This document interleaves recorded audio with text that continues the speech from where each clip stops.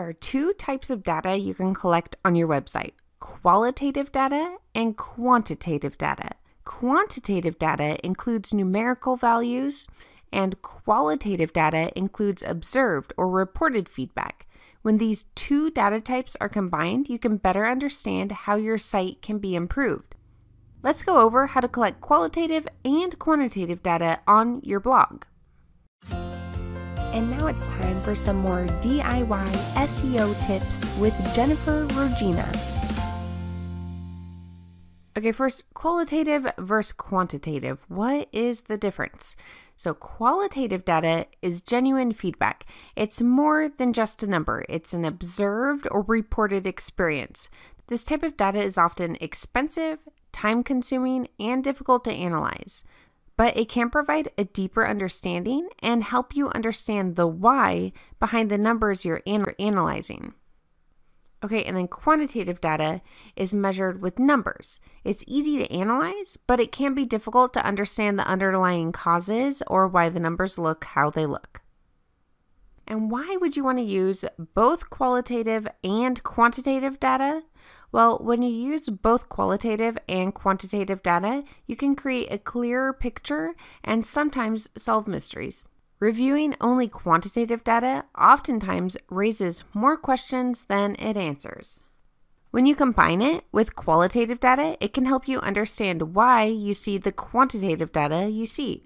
The quantitative data can help you assess qualitative observations to understand where to focus your efforts. So sometimes qualitative data can uncover a problem, and then you can refer to quantitative data to determine how large of an issue it could be and if it seems many people experience the same problem. And you can also do the reverse. If you find an issue with the metrics you're reviewing in your quantitative data, you can get more information by running some qualitative tests in related areas. So combining the two types of data is how you'll be able to create clear data stories and uncover the complete picture. Okay, so now we understand the difference between qualitative and quantitative data, and we understand why we need both. Now let's go over some of the different sources that you can use to actually gather the data on your website. So we'll start with the qualitative sources. One way that you can get qualitative data is from interviews. Interview members in your community. If you have an email list or a Facebook group, you can reach out to your community and select a few people to interview. Surveys are another popular way to get qualitative data, specifically open-ended questions in the surveys. These questions give people the ability to give specific and detailed feedback. To collect survey responses from your existing audience, you can use Google Forms. It's a free and easy tool to create a survey. Then you can share the link with your email list and social networks. You can also collect survey responses from website visitors. This is a fun way to do it because you get feedback from people who you otherwise may never hear from. You can create a survey so it triggers when someone is about to leave the site, and then ask them why they chose not to complete the purchase. You could also add a survey to your website just to ask a real simple question to all visitors.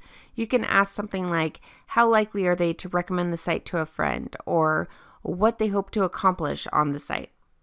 The tool I like to use to add surveys directly to my website is Hotjar. It's easy to set up and use, and they offer a free account. But no matter what tool you use, when you collect open-ended survey responses, the tricky part will be analyzing the data.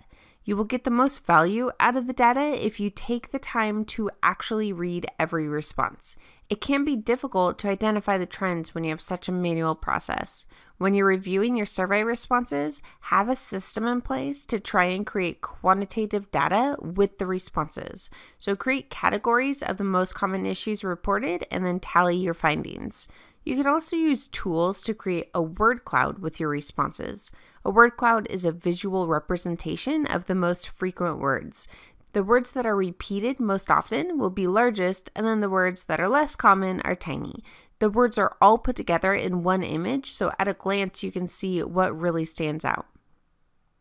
Another way to get qualitative data is from user testing.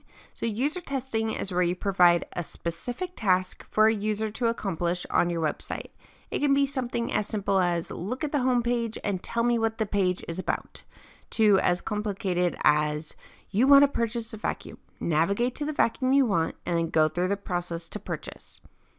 When you perform a user test, you provide the task, then a user attempts to complete the task. What you receive is a video recording where you get to watch the entire process. Depending on the software you use for the test, you may even have audio where you can hear the user saying their thought process out loud as they navigate your site. The goal here isn't for the users to give you feedback on what you need to change. The goal here is to observe how real people actually use and understand your site. For each task you give a user, you'll have an ideal route or answer in mind. But when you get the results, it becomes quickly apparent that people don't always navigate our site as we'd expect. Witnessing how real people use the site is eye-opening, and it can help you improve the user experience future site visitors receive. There are several sites you can use to administer user tests. Lately, I've been using Usability Hub. Usability Hub has a free account, and if you have your own audience, you can recruit your own participants. If you use their panel of participants, you have to buy credits. The required number of credits vary depending on the complexity of the tests. So for simple tests, you end up paying $1 to $2 per panelist. And just as a general rule of thumb, you'll want to have at least 3 to 5 users for each test. So, although this is not a free option, you can run a test for a small amount of money. If you have the budget, it's a nice way to see if people understand how to use your website. And then one more source that you can use to gather qualitative data are session recordings. You can record what people do on your website so you can analyze and learn from their behaviors. I like to use Hotjar to gather this data. Now, this is different from user tests because you haven't given these people specific tasks to perform, and these are anonymous. You don't have personal information about the user, and you won't get any direct responses from them. What you get is a video where you can see the mouse move as people navigate your website and observe where they click and when they leave. These recordings can provide a lot of value, but reviewing them is time-consuming. Your best bet is to filter the recordings so you prioritize watching the ones where people navigate to a specific page you're looking to improve. This can help you understand what people are looking for on the page, what they already have seen or know before they landed on that page, and where they decided to leave the site. Okay, now let's go over a few quantitative sources. So Google Analytics is an amazing source for quantitative data. It gives you a tremendous amount of knowledge about your website.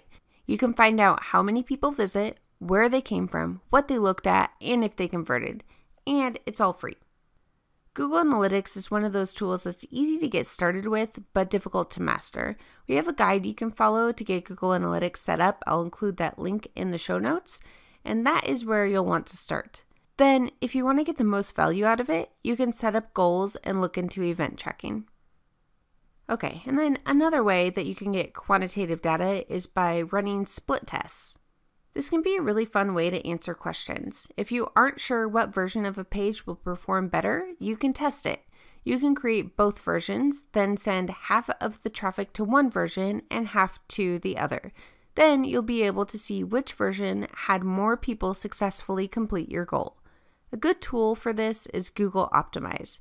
It's free and it uses the Google Analytics goals you already have configured. There is a caveat though. Split tests don't provide meaningful results if you don't have very many conversions.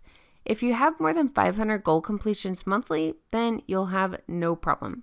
But if you only have a couple of goal completions each week, your results won't be statistically significant. And what that means is there won't be enough cases for you to trust the data. To get meaningful results, you'll need more data. So if your website doesn't have many goal completions yet, it's no big deal. You'll get there. Just don't spend your time setting up a split test now. And another quantitative data source are heat maps. Heat maps are a visualization of quantitative data. A heat map is a screenshot of a page on your website with colorful shapes overlaid on top. The colors indicate user behavior. So depending on the type of heat map, they can show a few different things. The most common heat maps show mouse movement, mouse clicks, or scroll depth.